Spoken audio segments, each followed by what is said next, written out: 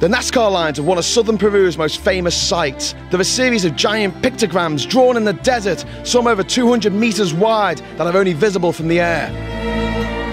Which is probably why they weren't rediscovered until the 1930s, but now they're a well-deserved UNESCO World Heritage Site.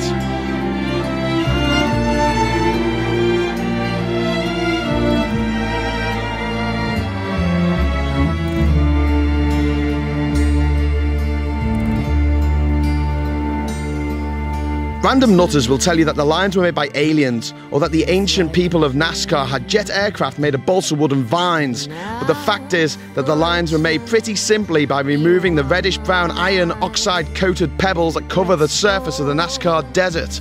When the gravel is removed, it leaves a shallow trough ranging from 10 to 15 centimeters deep, and the light-coloured earth beneath shows in lines of sharply contrasting colour and tone. Who knows if it's real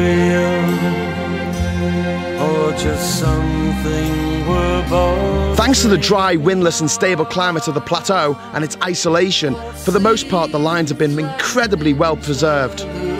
Now could be the beginning of love.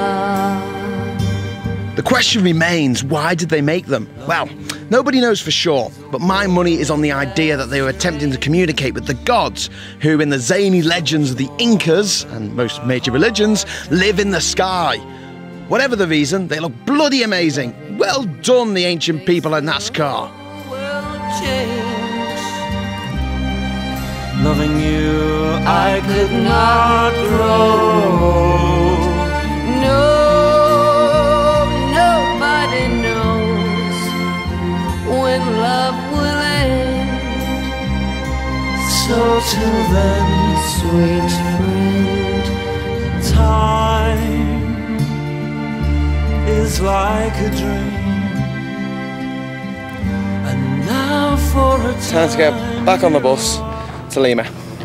And Lima is the capital of Peru. I guess you all knew that. circle our arms filled with miracles. Play hearts, kid, they work well. This is Lima, and we're going to the museum. So what do you reckon, is this a museum or a prison? Jesus. Places once more for the ages.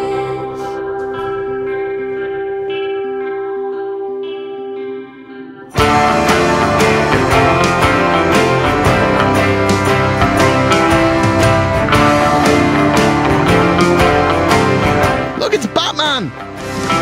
Yes, a heart should always go one step too far. Come the morning and the day winding like a dream. Come the morning, every blue shade of green. Come with me, go places. What's this guy so happy about? Oh, that. Come head off, full circle, our arms filled with miracles. See, the Incas even had the World Wide Web. They work well, like magic. Here's some severed mummified heads for you, if you wanted them. Places once more for the ages. And a skeleton hiding in the corner. Right, I'm in the main square of Lima at the moment, and now we're going to take a quick look at the Inquisition Museum, as in Spanish Inquisition, that nobody expects. This was a building used by the Spanish Inquisition to torture people for a couple of centuries for being witches and warlocks and Harry Potter.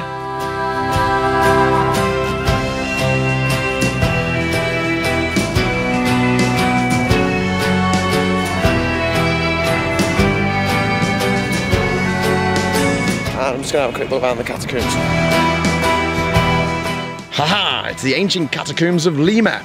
It's an old bone collection under the ground, like in Paris. Our past long but sure will make Bones, more bones, bones, some more bones, bones, bones, skulls! once more for the ages.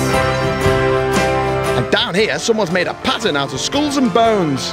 Lovely. Right, now I'm heading north to Ecuador. Round, round, get around, I get around, yeah, get around, round, round, I get around, I get around, round, round, I get around, get around, round, round, I get around, get around, round, round, I get around, get around, round, round, I get around, I'm getting bug dragged. Well, I'm just crossing the border into Ecuador.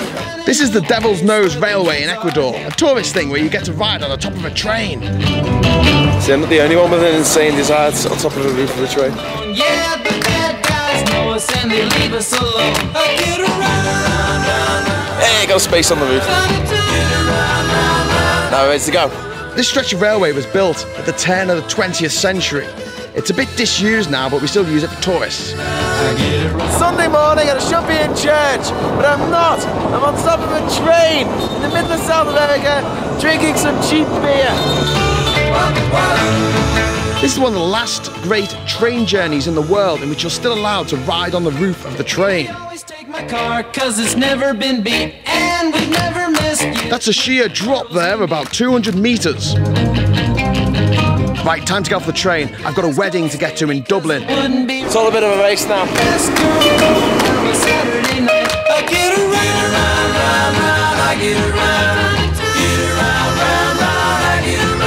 I finally made it to Quito. I'm here.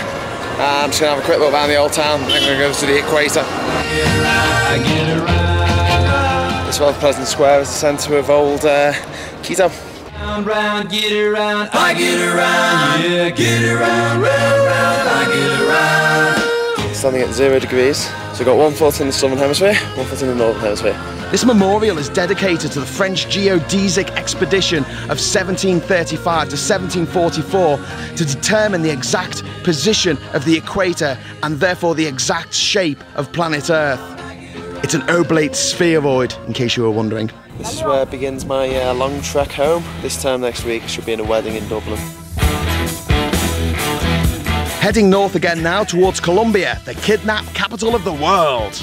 Well, this is central Bogota, apparently one of the most dangerous cities in the world, and I'm walking around with a camcorder.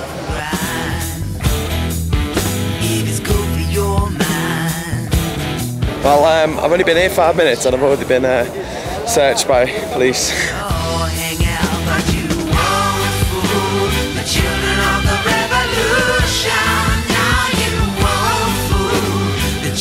It's quite a pleasant place, to be honest. Don't know what all the fuss is all about.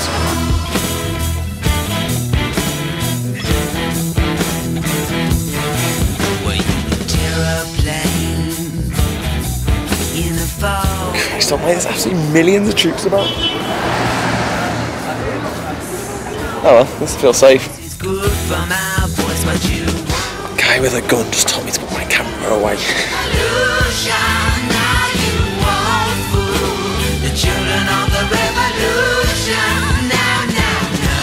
Do you know what? I quite like Bogota. Well, that's about it for Colombia. Okay, I'm on a plane heading back to the UK.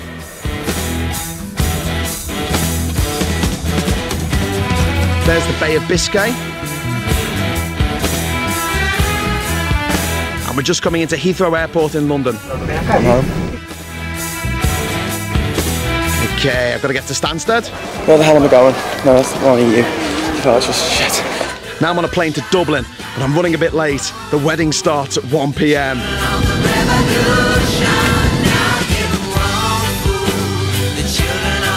It's 1 o'clock and I'm still not there.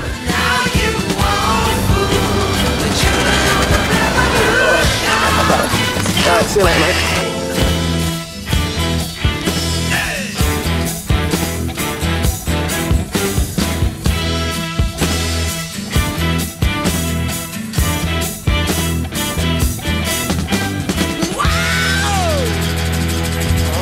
Would you believe it? I made it.